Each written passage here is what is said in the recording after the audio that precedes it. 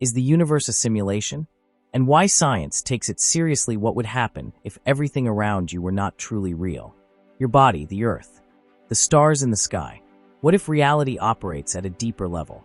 This idea may seem as if it were taken straight out of science fiction, like something from the movie The Matrix. However, the unsettling part is this. Some of the world's most respected scientists and philosophers approach this idea quite seriously.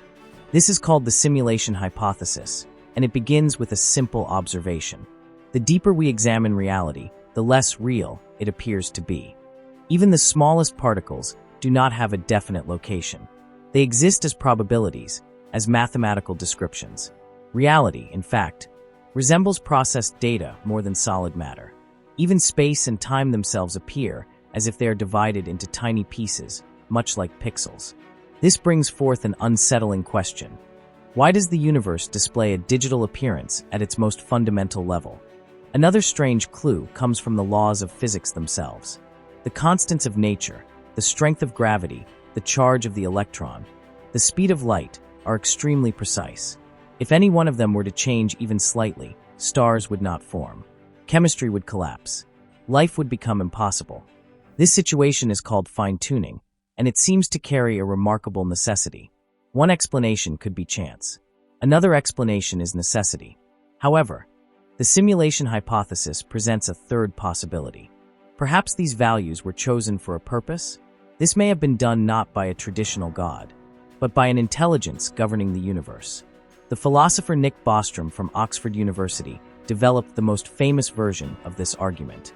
If there are civilizations that tend to produce realistic simulations, then it most likely means that we are inside a simulation rather than in the original reality. Even today, humans create simulations in virtual worlds and video games. As technology advances, many future civilizations may be able to simulate entire universes containing conscious beings. If even a single civilization carries out such simulations extensively, then the number of simulated minds would be far greater than real biological minds. This means that the odds in our favor are quite low.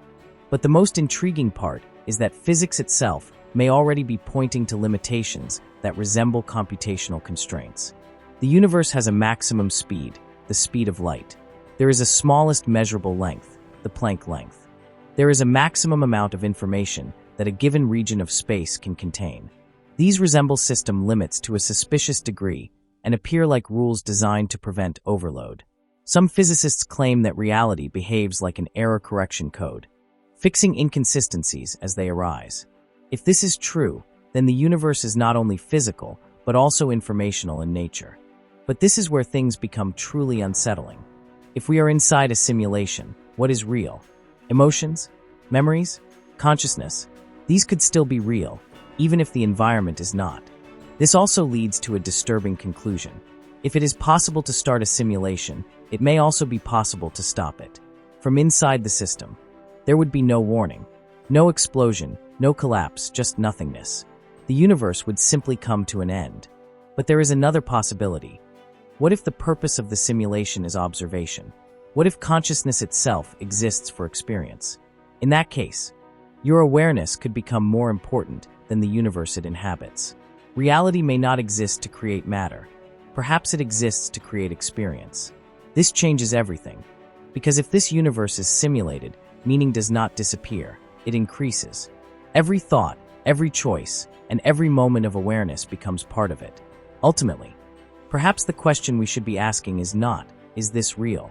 The real question is, if this is a simulation, what is it trying to learn?